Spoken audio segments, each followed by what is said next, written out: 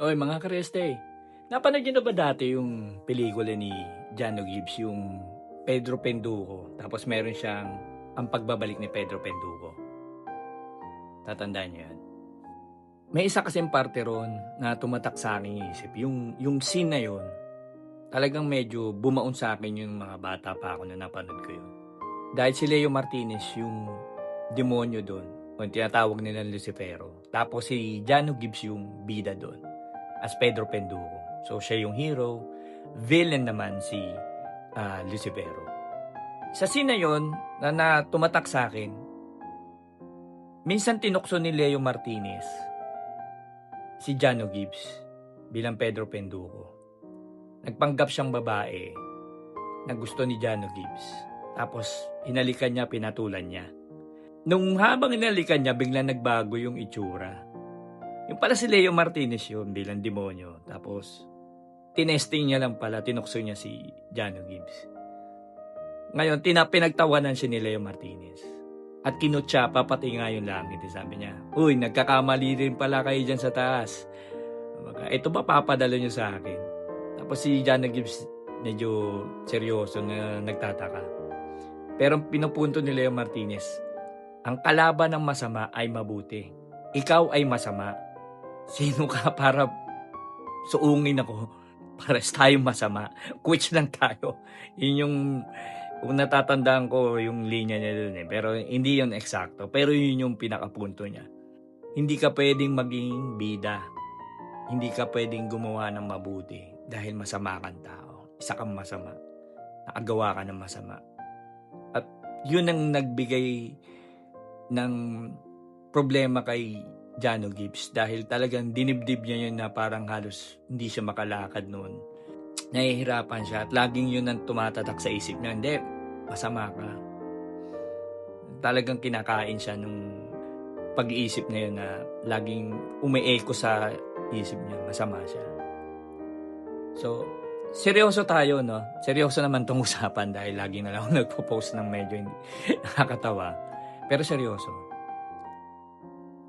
Yung scene na yun, yung tungkol doon, na-experience mo na ba yun?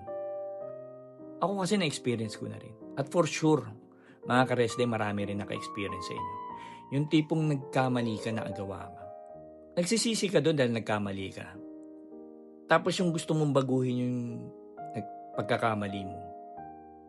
Pero may mga ibang mahal mo sa buhay. Maaring asawa, maaring kapamilya, maaring kaibigan, kaklase, teacher, boss, kung ano pa man.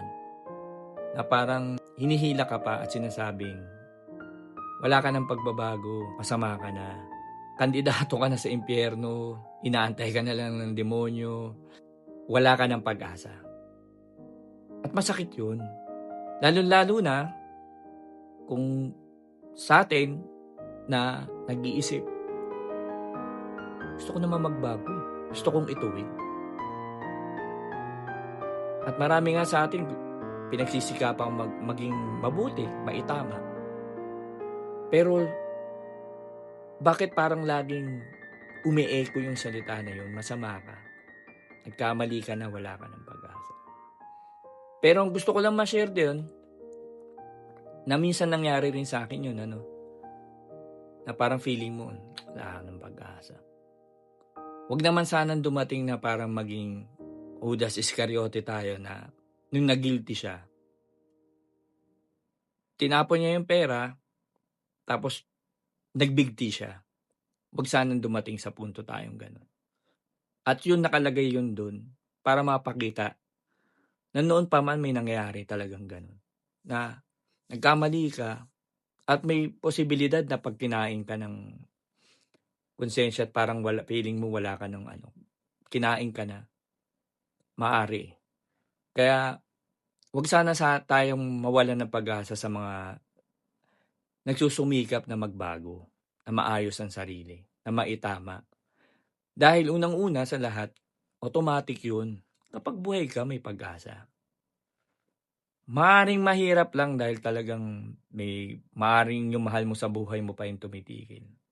Pero yung natutunan ko sa isang preacher namin doon sa church, yung Ecclesiastes 7:20 or 7:20 na sinasabi na tunay na walang matuwid sa lupa na gumagawa ng mabuti at hindi nagkakasala.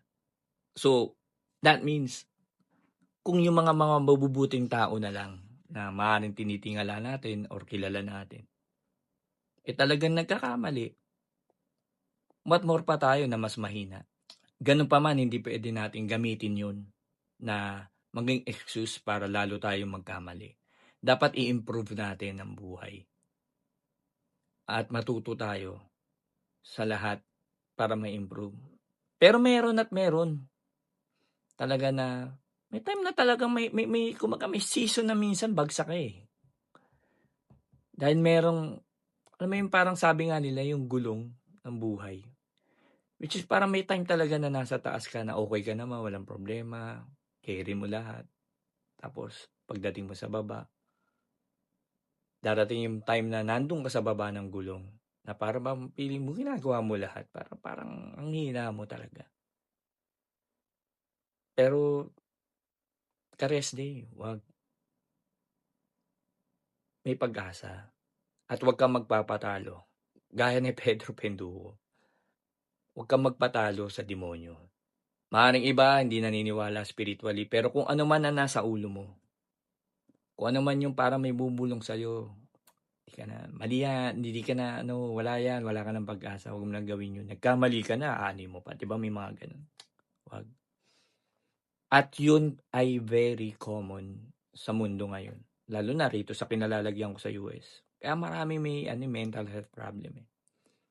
Kaya talagang pagka gano'n lagi na hinuhusgahan mo lagi yung puso mo na wala ka ng pag-asa, talagang mawawalan ka na. Dahil sabi nga nila kahit saang eto parang yung theory na ano, eh, na parang kasabihan applicable 'to sa lahat, eh.